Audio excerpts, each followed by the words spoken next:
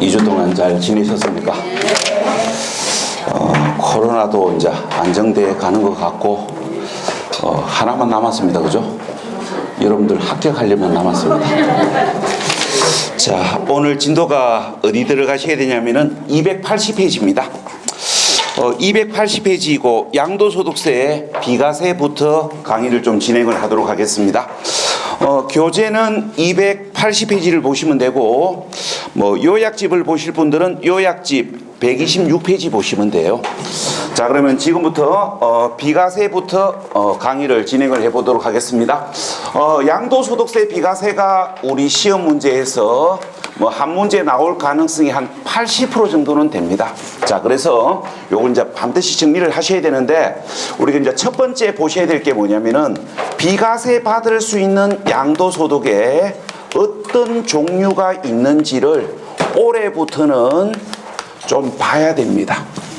왜 좀 봐야 되냐면은 비과세 양도소득이 작년까지는 3개밖에 없었습니다. 그러니까 작년까지는 비과세 양도소득이 3개밖에 없었기 때문에 이걸 시험 출제를 할 수가 없었어요. 우리 시험은 오직 객관식이기 때문에. 그러니까 4개는 돼야 아닌 거 하나 낀가 물어볼 긴데 3개밖에 없어가지고 작년까지는 물어볼 수가 없었는데, 올해 비과세 규정이 하나 신설이 되었습니다. 그래서 올해부터는 비과세 규정이 4개가 있기 때문에 오직 객관식 문제로 물어볼 수가 있어요. 물론 이제 그 가능성이 많지는 않습니다. 그래서 일단은 그러니까 비과세 양도소득 종류가 4가지가 되었기 때문에 출제 가능성이 있다라는 이야기지, 출제 가능성이 높지는 않아요. 그래서 이게 크게 중요하게 보실 이야기는 아니고 참고사항으로 보셔야 되는데, 일단 비과세 받을 수 있는 양도소득에 4가지 종류가 있다라는 거 눈도장은 찍으셔야 됩니다. 자, 제일 먼저 우리가 이제 개인이 법원으로부터 파산 선고를 받은 이후에 처분함으로 인하여 발생되는 양도소득은 비과세 하는데, 우리가 세부적으로 볼 이야기는 없습니다. 왜 세부적으로 볼 이야기는 없냐면은, 우리가 파산 선고에 따른 처분 시의 양도소득은 그게 주택이냐, 상가냐, 농지냐, 일반 토지냐, 보유기간이 어떻게 되느냐에 관계없이 비과세를 해요. 그래서 물어볼 게 없기 때문에 그냥 요거는 제목만 알고 계시면 됩니다. 파산 선고에 따른 양도소득은 비과세 한다고 제목만 알고 계시면 되고, 그 다음에 이제 올해 신설된 규정, 지적재조사 사업에 따른 조정금이 올해 양도소득세 비과세 대상으로 신설되었습니다.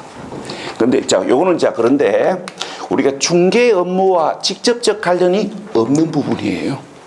우리가 이제 지적재조사 사업을 하게 되면, 우리가 이제 구체적으로 얘기했을 때 우리가 실제 지적을 공부상 지적에 맞추게 되면 누구는 땅이 늘어날 거고 누구는 땅이 줄어들겠지요.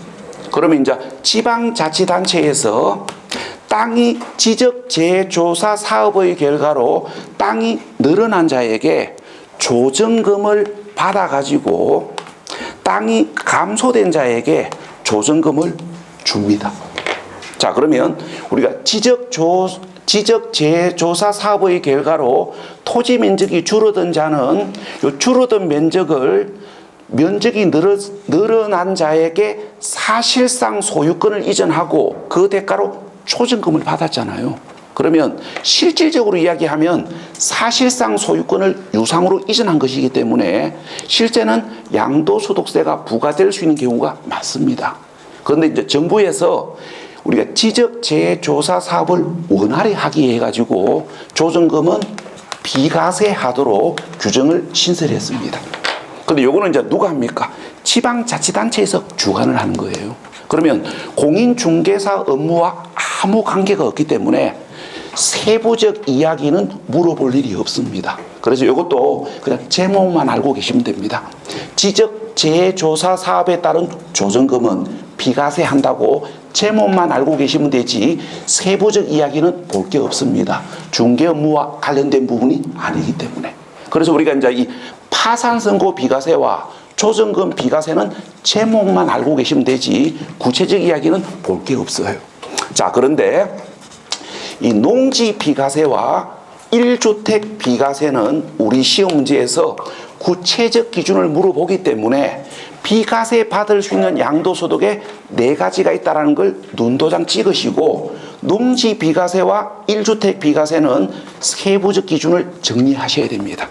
자, 그럼 지금부터 주택 비과세부터 설명을 드리겠습니다. 자, 교재 282페이지입니다.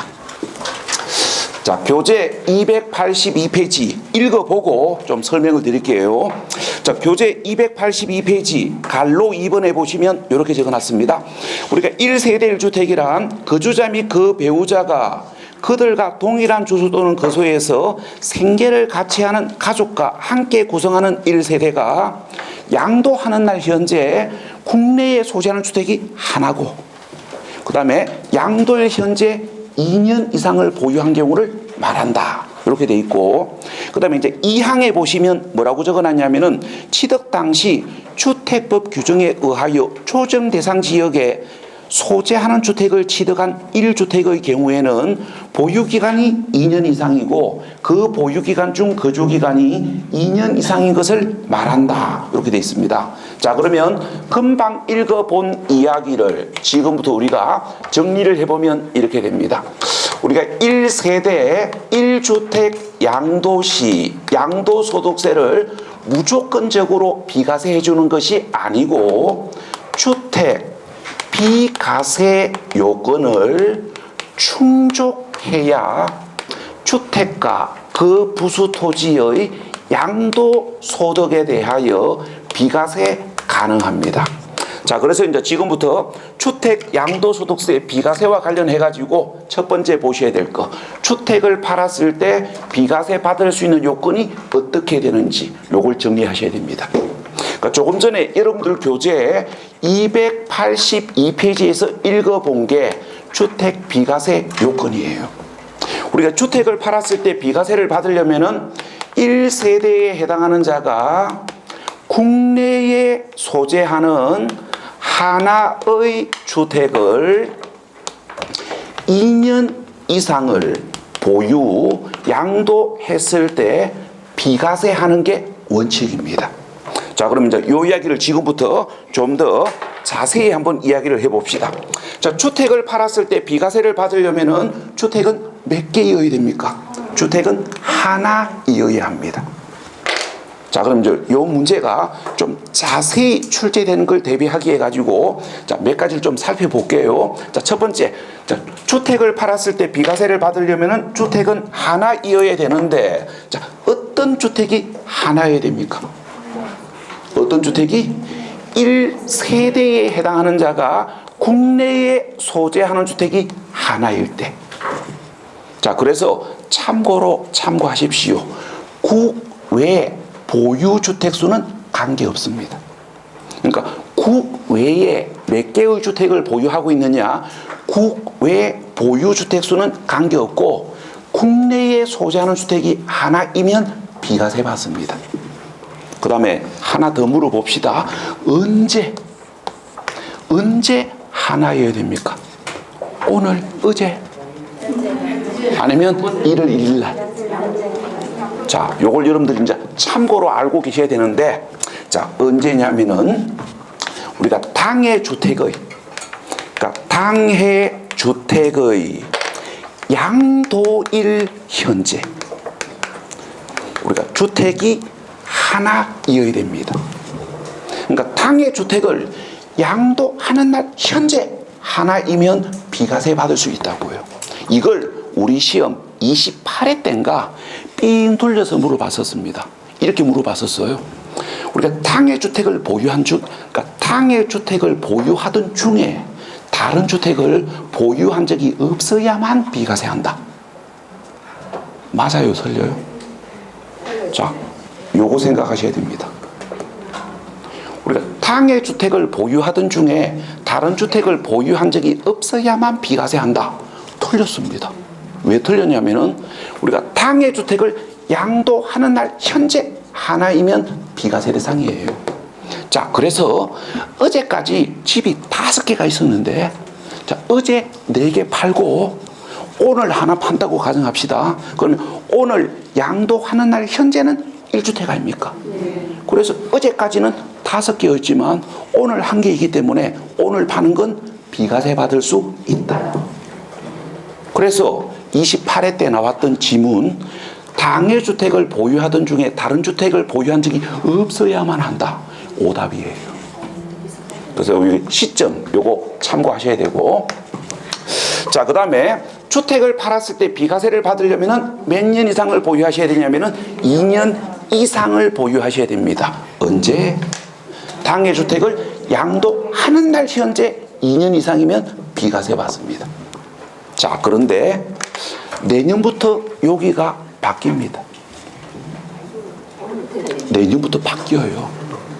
자, 그래서 자, 요거는 지금부터 하는 이야기는 내년부터 바뀌는 이야기이기 때문에 올해 시험하고는 관계가 없습니다. 자, 그런데 올해 시험하고는 관계없는데 왜 제가 굳이 설명을 하냐면은 여기 이제 수업 들으신 분들 중에 주택이 2개 이상인 분들이 내년에 집 팔 때 지금 설명하는 것들이 개인적으로 필요할 수 있고요.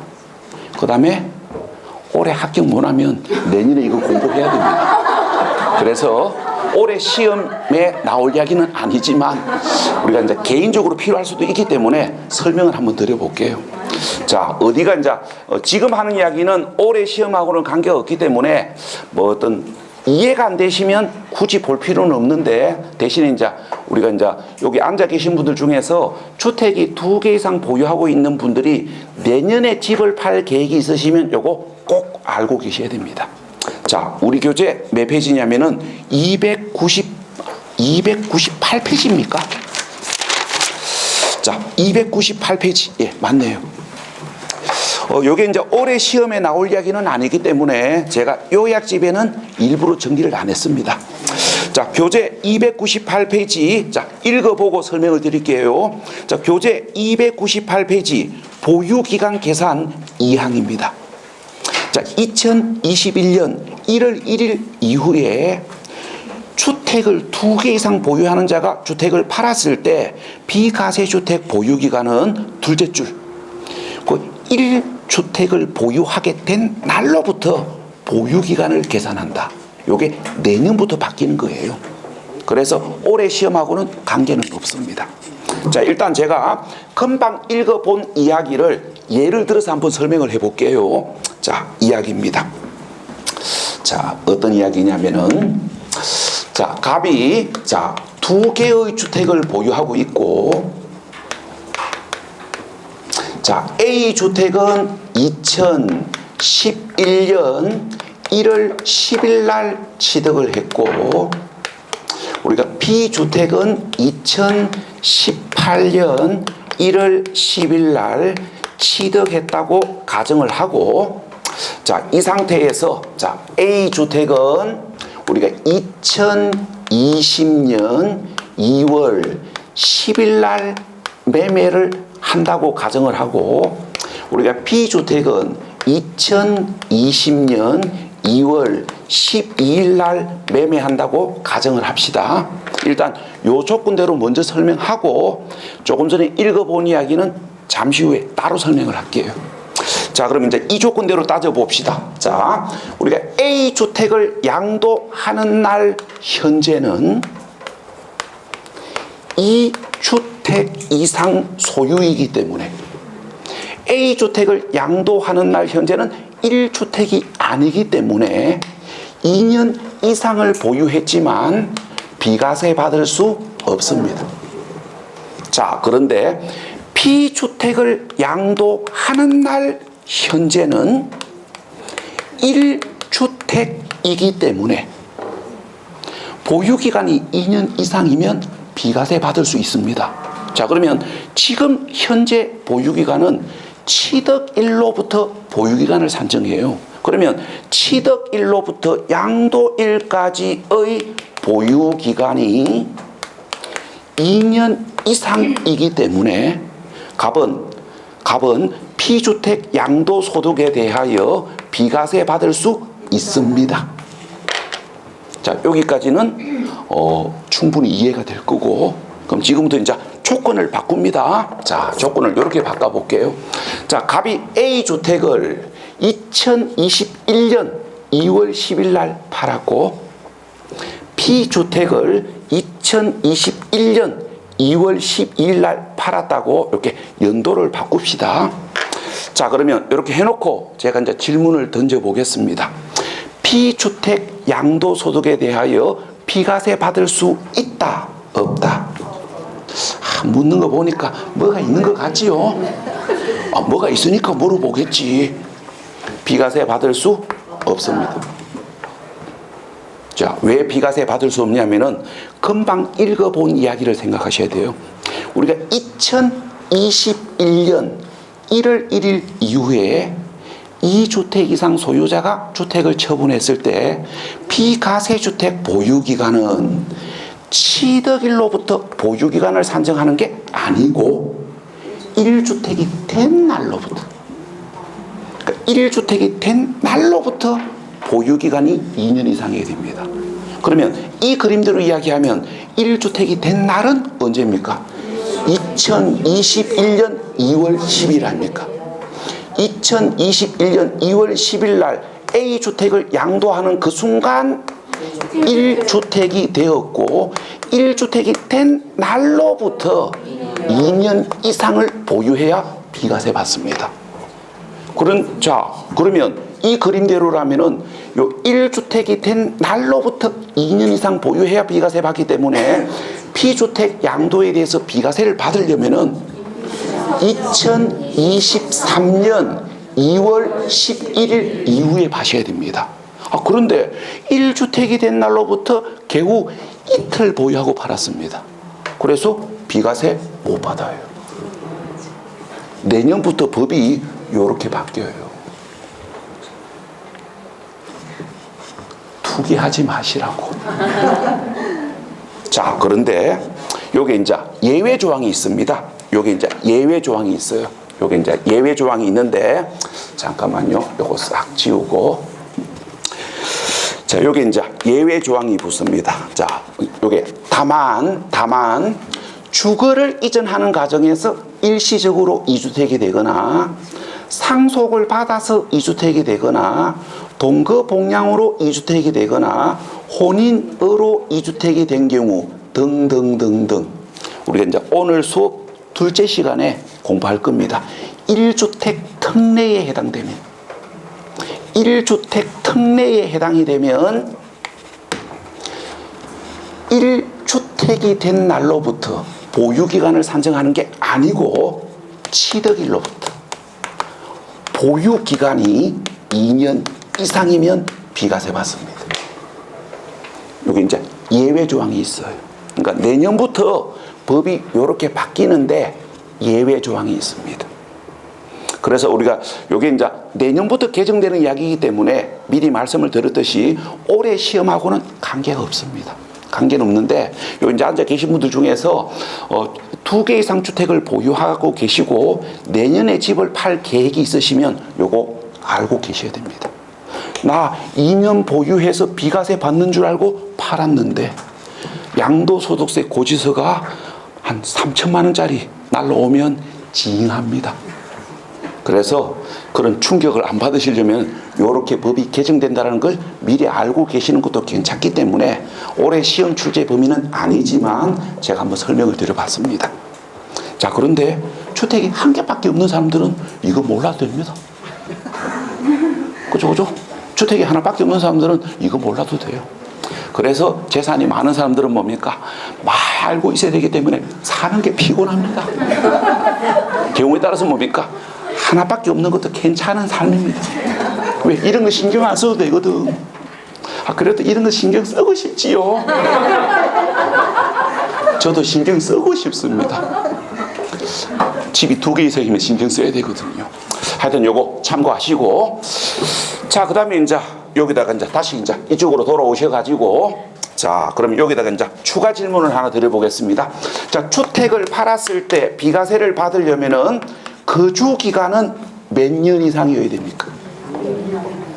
자, 요게 이제 우리 시험에 물어보면 여러분들은 어떤 걸 하셔야 됩니다. 자, 그냥 답하시면 안 되고 뭐를 확인하셔야 되냐면은 이걸 확인하셔야 돼요.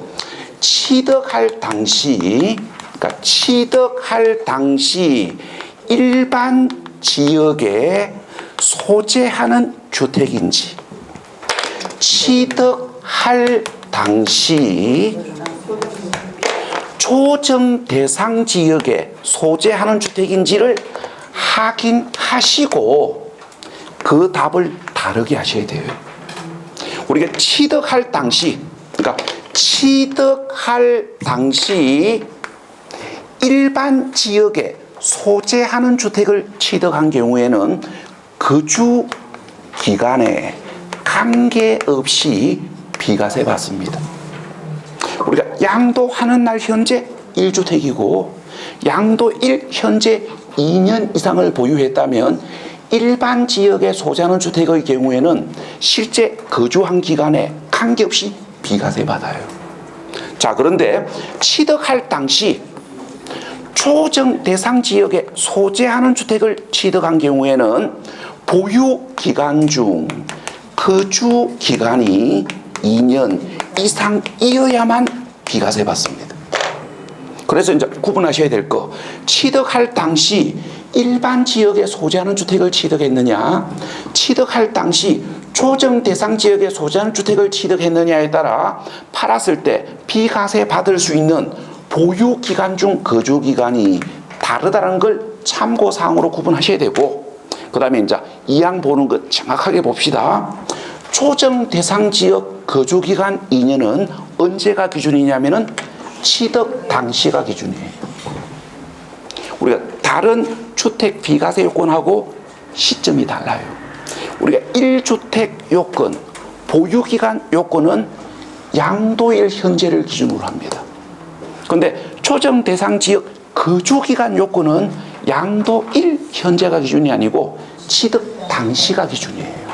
자, 그래서 취득할 당시 조정 대상 지역에 소재하는 주택을 취득한 것이 맞다면 양도 당시 조정 대상 지역에서 해제가 되더라도 거주기간이 2년 이상이어야만 비과세 받습니다. 왜? 양도 당시가 기준이 아니고 취득 당시가 기준이기 때문에. 요게 달라요. 여기까지가 주택 비과세 요건에서 아셔야 될 기본 개념입니다.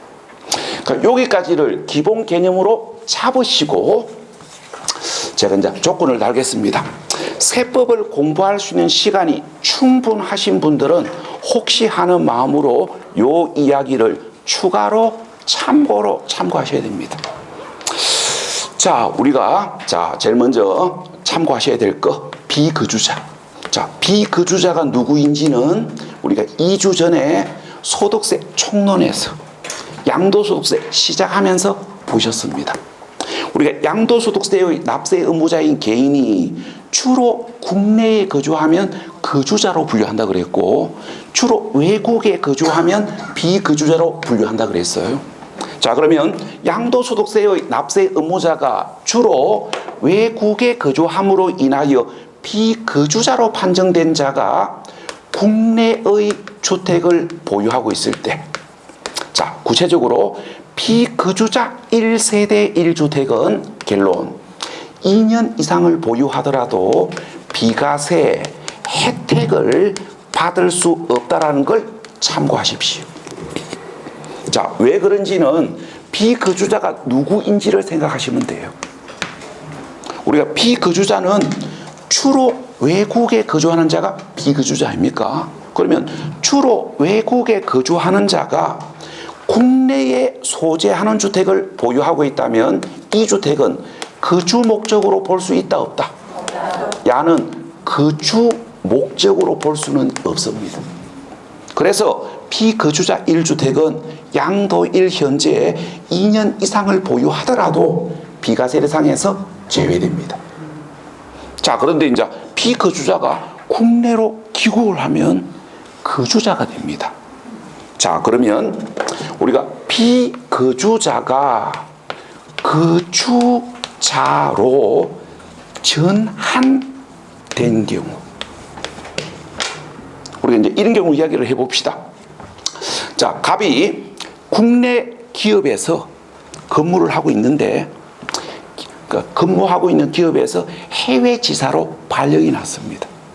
그래서 해외 지사에 나간 지 1년 8개월 됐습니다. 그러면 이제 뭡니까? 지금 현재는 주로 외국에 거주하고 있기 때문에 비거주자가 됐고, 자, 그런데 이제 해외 근무 기간이 끝나고 국내로 들어왔습니다. 그럼 이제 뭐가 되는 겁니까? 비거주자가 거주자로 전환이 됐습니다. 그럼 이때 우리가 비거주자의 1주택이 거주자로 전환된 경우에는 비과세 받을 수 있습니다. 비과세 받을 수가 있는데 특이사항이 하나 있어요. 우리가 비거주자의 1주택이 거주자로 전환된 경우에는 3년 이상을 보유해야 비과세 받습니다. 우리가 일반 1주택은 뭡니까? 2년만 보유하면 비과세가 돼요.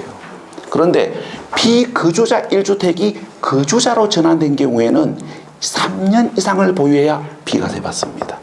요 이야기가 여러분들 교재 282페이지 거기 사망입니까? 제가 번호 좀 확인해 볼게요. 자, 282페이지 거기 중간 사망에 보시면 있습니다.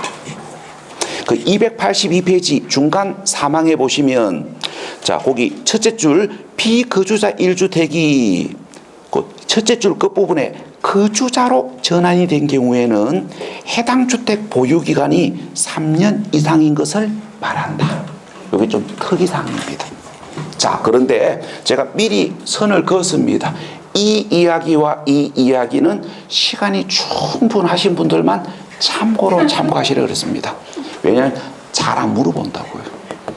요거는 시간 충분하시고 설명 100% 이해되시는 분들만 보시면 돼요.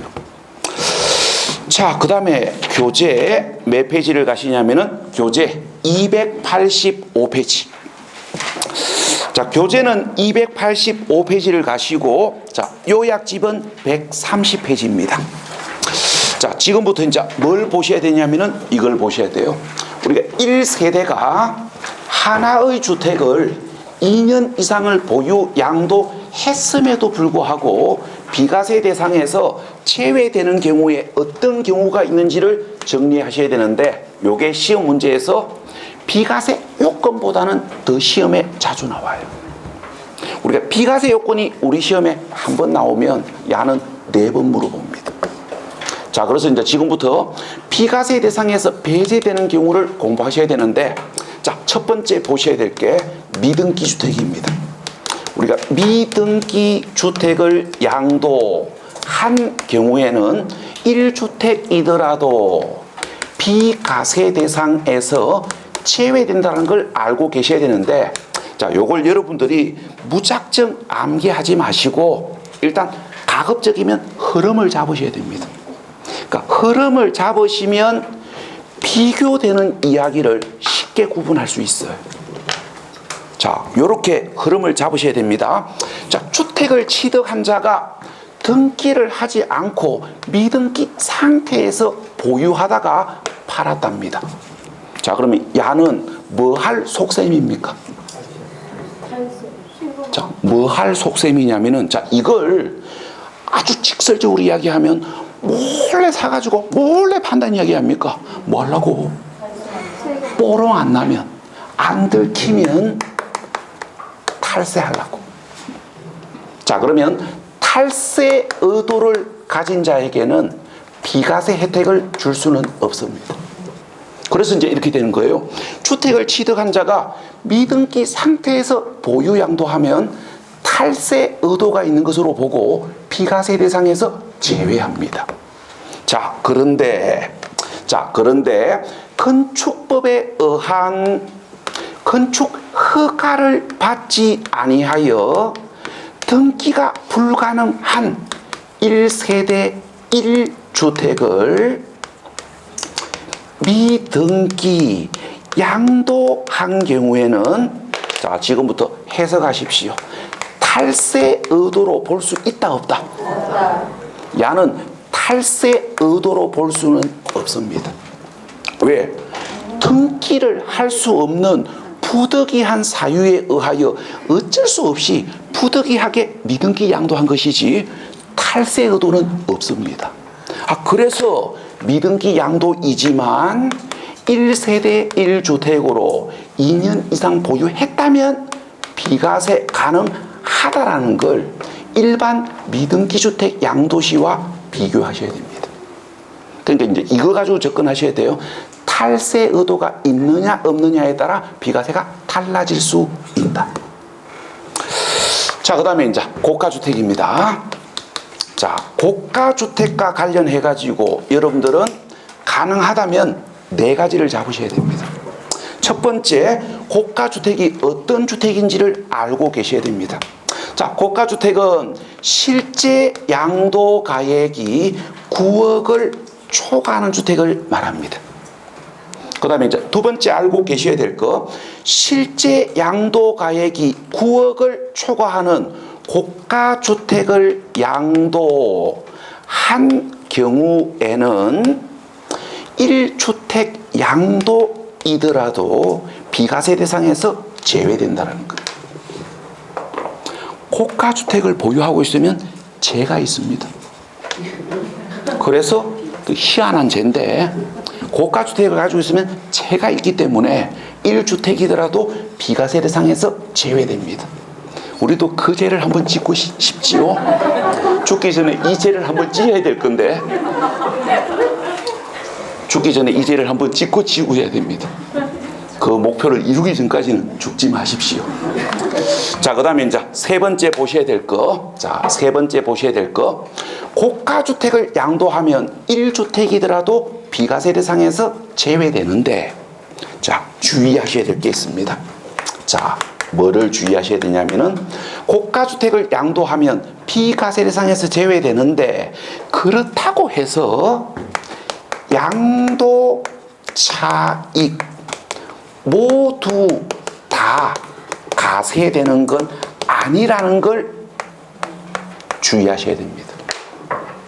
그러니까 비과세 대상에서 제외된다고 해서 고가주택을 팔았을 때 발생되는 양도 차익 모두 다 과세되는 건 아니고, 우리가 일반 주택 양도 시의 비과세와 형평을 맞추기 위하여 양도 가액 중 9억 이내까지는 일반 주택에 상응하는 부분이기 때문에 양도 가액 중 9억 이내의 양도 가격으로 인하여 발생된 양도 차익은 고가 주택이더라도 비과세 받을 수 있고, 양도 가액 중 9억 초과 금액의 양도 가격으로 인하여 발생된 양도 차익만 과세하는 것이지 모두 다 과세되는 건 아니에요.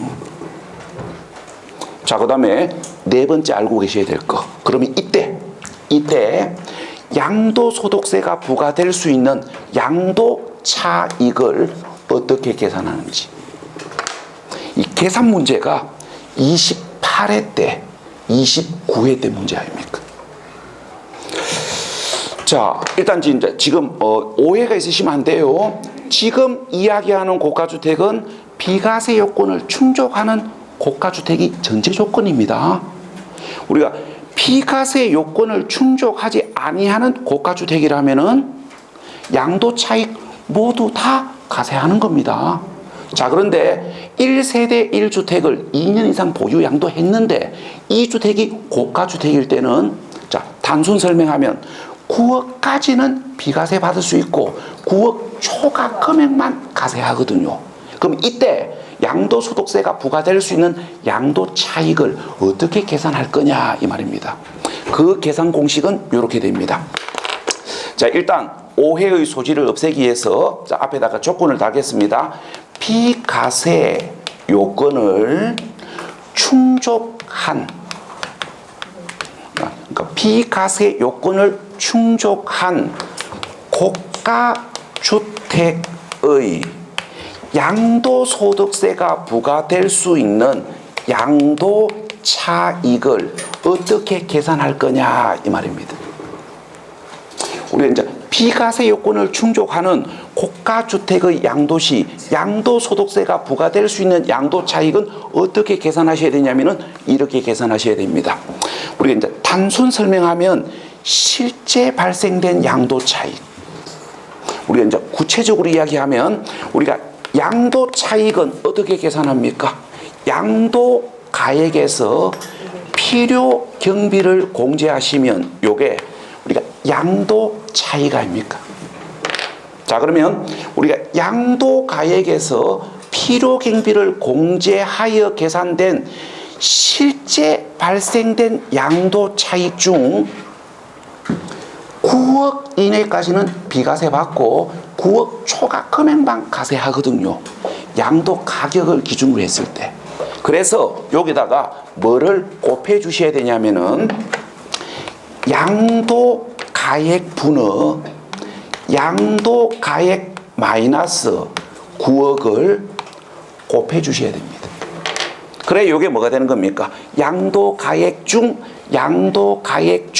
9억 초과 금액의 양도 차익이 되는 거예요. 그래서 고가주택 양도시의 양도 차익 계산 공식이 이렇게 됩니다. 이걸 28회 때는 직접 계산하는 문제가 나왔었어요. 28회 때는 양도 가격이 얼마고 취득 가액이 얼마고 그 다음에 이제 1세대 1주택을 2년 보유했을 때 양도소득세가 부과될 수 있는 양도차익을 계산하면 얼마인가? 이렇게 28회 때는 직접 계산 문제가 나왔었고 그 다음에 29회 때는 시험 문제가 이렇게 나왔었습니다. 29회 때 양도소득세에 관한 설명으로 틀린 것은 해가지고 이렇게 물었습니다. 양도가액이 10억이고 양도차익이 1억인 1세대 1주택을 2년 이상을 보유 양도했을 때 양도소득세가 부과되는 그러니까 양도소득세가 부과되는 양도차익은 1,000만 원이다. 자, 양도소득세에 관한 설명으로 틀린 것은 해가지고 이렇게 물었습니다. 자, 이거 맞는 지문입니까? 틀린 지문입니까? 틀린 지문.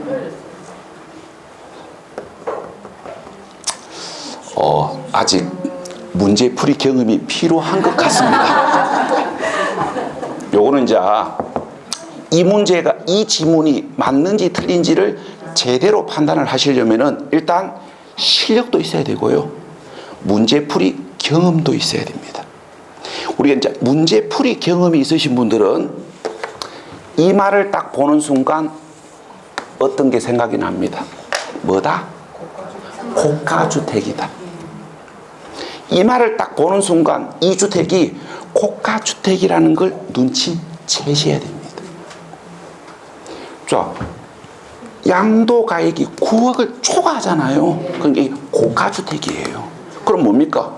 비과세 요건을 충족하는 주택이 고가주택일 때 양도소득세가 부과되는 양도차익은 이렇게 계산하잖아요. 그럼 갖다가 집어넣어 봅시다. 자, 갖다가 집어넣어 볼게요. 자, 일단 실제 발생된 양도차익은 1억이라고 주어져 있습니다. 그러면 실제 발생된 양도차익 1억에다가 양도가액 10억 분의 양도가액 10억 마이너스 9억을 곱해 주셔야 됩니다. 그럼 이게 10분의 1이잖아요. 10분의 1이니까 얼마? 1,000만 원. 그래서 양도소득세가 부과되는 양도차익은 1,000만 원이다. 맞네. 요게 29회 때 문제예요. 그래서 이거는 문제풀이 경험이 어느 정도는 있어야 됩니다. 왜? 야를 딱 보는 순간 이게 고가주택이라는 걸 눈치채셔야 되고 그 다음에 이게 생각이 나셔야 돼요. 그러면 이게 맞다라는 걸 알 수 있어요. 근데 이제 문제풀이 경험이 전혀 없으신 분들은 양도가액 10억 이 말을 받는데도 야가 고가주택이라는 걸 눈치를 못 채십니다.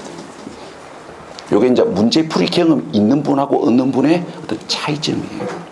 그래서 우리가 이제 세법은 이런 예를 들어서 묻는 문제가 시험에 나왔을 때 답을 보장을 받으시려면은 문제풀이 경험을 쌓으셔야 됩니다. 그래야 이 문제가 쉽게 풀려요.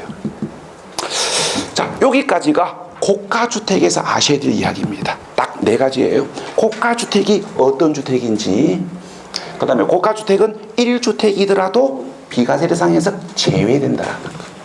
그 다음에 그렇다고 해서 모두 다 가세되는 건 아니고 9억 초과 부분만 가세한다는 거. 그래서 양도 차익을 이렇게 계산한다. 여기까지가 고가주택에서 보실 이야기입니다. 자, 그 다음에 이제 비과세 대상에서 제외되는 경우로 우리가 이제 세 번째 보셔야 될 게 뭘 보셔야 되냐면은 결론부터 이야기할게요. 매매 계약서상의 거래가액과 실지 거래가액을 다르게 적은 경우. 자, 교재 285페이지 갈로 2번입니다. 자, 교재 285페이지 갈로 2번. 자, 읽어볼게요. 부동산 및 부동산에 관한 권리를 매매하는 거래 당사자가 매매 계약서상의 거래가액과 실지 거래가액을 다르게 적은 경우에는 비과세 또는 감면받았거나 받을 세액에서 다음 금액을 뺀다. 자, 그 이야기를 단순 정리하면 이렇게 돼요. 매매 계약서상 거래가액과 실지 거래가액을 다르게 적은 경우, 이름하여 허위 계약서를 작성한 경우. 우리가 허위 계약서를 작성한 경우에는 우리가 1주택 소유이더라도 비과세 대상에서 제외됩니다. 자, 그런데 모두 다 비과세 대상에서 제외되는 것 아니에요. 자, 우리가 이렇게 봅시다. 우리가 이제 어떤 나쁜 짓을 했을 때 나쁜 짓을 한 정도에 따라 처벌은 달라야 되겠지요. 이것도 그래야 됩니다. 예를 들어서 요만큼 잘못한 사람하고 이만큼 잘못한 사람하고 똑같이 처벌하면 이양 한 건 하는 거 크게 한 건 해봅니다. 처벌이 달라야 돼요. 그래서 이것도 뭡니까? 다르게 신고한 정도에 따라 비과세 받을 수 없는 정도가 달라야 될 거 아닙니까? 그래서 어떻게 되냐면은 이렇게 됩니다. 모두 다 비과세 대상에서 제외되는 건 아니고 얼마만큼이 비과세 대상에서 제외되냐면은 우리가 비과세 규정을 적용하지 아니했을 때의 산출세가 매매 계약서상 거래가액과 실지 거래가액의 차액 중에서 둘 중 적은 금액만큼을 우리가 비과세 가능 금액에서 제외합니다. 우리가 숫자를 넣어가지고 한번 이야기를 해볼게요. 자, 이렇게 이야기해 봅시다.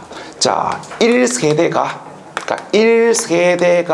하나의 주택을 등기된 상태에서 2년 이상을 보유 양도했는데 우리가 당해주택 양도에 대하여 비과세 규정을 적용하지 아니했을 때 정상적으로 부과될 수 있는 양도소득세가 5천만 원이라고 가정을 하고 실제 양도가액은 9억인데 매매 계약서상 거래가액을 8억 6천만 원으로 기재했다고 가정합시다. 이름하여 4천만 원 다운 계약서를 작성했을 때. 자, 그럼 이제 이렇게 해놓고 지금부터 이제 설명을 드려보면 우리가 1세대가 하나의 주택을 등기된 상태에서 2년 이상 보유 양도하면 주택 비과세 요건을 충족했기 때문에 매매 계약서상 거래가액과 실지 거래가액을 동일하게 기재를 했다면, 매매 계약서를 정직하게 작성을 했다면 산출세액 5천만 원을 모두 다 비과세 받을 수 있었는데, 다르게 적은 사실이 뽀롱이 나면 우리가 비과세 대상에서 제외하는데 얼마만큼이 제외되냐면은 둘 중 적은 금액만큼. 가만히 있지 말고 둘 중 적은 금액이 얼마인지 판단하십시오. 둘 중 적은 금액 4천만 원을 비과세 가능한 금액에서 제외합니다. 결론적으로 이야기해요. 당신이 4천만 원 허위 신고했으니까 허위 신고한 금액만큼은 비과세 받을 수 없고 나머지만 비과세 준다고요. 그래서 이제 이 조건대로 이야기하면 우리가 매매 계약서를 정직하게 작성을 했다면 5천만 원 모두 다 비과세 받을 수 있었는데, 다르게 적은 사실이 뽀롱이 나면 둘 중 적은 금액 4천만 원은 비과세 받을 수 없고 나머지 금액 1,000만 원만 비과세 줍니다. 자, 그런데 숫자를 바꿔봅시다. 우리가 매매 계약서상 거래가액을 8억 9천만 원으로 기재했을 때, 그러면 둘 중 적은 금액은 1,000만 원이고 1,000만 원 다르게 적었으니까 1,000만 원은 비과세 못 받고 나머지 4천만 원 비과세 받습니다. 그러니까 당신이 허위로 신고한 금액만큼은 비과세 안 해주겠다고 해요. 자, 그 다음에 비과세 대상에서 제외되는 경우로 우리가 이제 네 번째 보셔야 될 거. 자, 요거 설명하고 쉬었다 하겠습니다. 자, 교재 285페이지 마지막 항목입니다. 우리가 주택이 정착된 면적에 지역별 배율을 곱하여 산정한 면적을 초과하는 토지. 자, 금방 읽어본 이야기를 우리가 이제 단순 정리하면, 금방 읽어본 이야기를 우리가 이제 단순 정리하면 이렇게 됩니다. 기준 면적, 그러니까 기준 면적 초과 부분의 주택 부속 토지는 1주택 부속 토지이더라도 비과세 대상에서 제외됩니다. 자, 그럼 요 이야기를 우리가 이제 그림으로 설명을 하면 이렇게 돼요. 우리가 이제 갑이 1세대 1주택을 보유하고 있는데 1세대 1주택 부속 토지가 기준 면적을 초과하면 어떻게 되냐면은 이렇게 됩니다. 기준 면적 이내까지는 1세대 1주택으로 2년 이상을 보유했다면 비과세 받을 수 있지만, 기준 면적 초과 부분은 1주택 부속 토지이더라도 비과세 대상에서 제외됩니다. 그래서 이제 지금부터 두 가지 개념을 참고하셔야 됩니다. 첫 번째, 비과세 주택 부속 토지 기준 면적이 어떻게 되는지. 자, 요거는 제가 언제입니까? 2월달 강의할 때 한번 이야기를 드렸는데, 우리 교재는 그 정리가 잘못되어 있습니다. 그래서 교재 내용을 보시면 안 되는데, 요 내 관계를 잠시 이야기 드려볼게요. 자, 우리가 이제 이 소득세법 시행령이 개정되면서 어떻게 이제 이렇게 됐어요.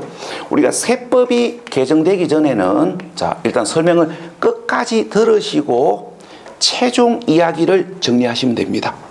우리가 세법이 개정되기 전에 주택 부속 토지 기준 면적은 도시 지역 안은 주택 정착 면적의 5배, 도시 지역 밖은 주택 정착 면적의 10배였는데, 우리가 2020년 소득세법 시행령이 일부 개정되면서 요 도시 지역 안에 소재하는 주택 부속 토지의 기준 면적이 이렇게 개정이 되었습니다.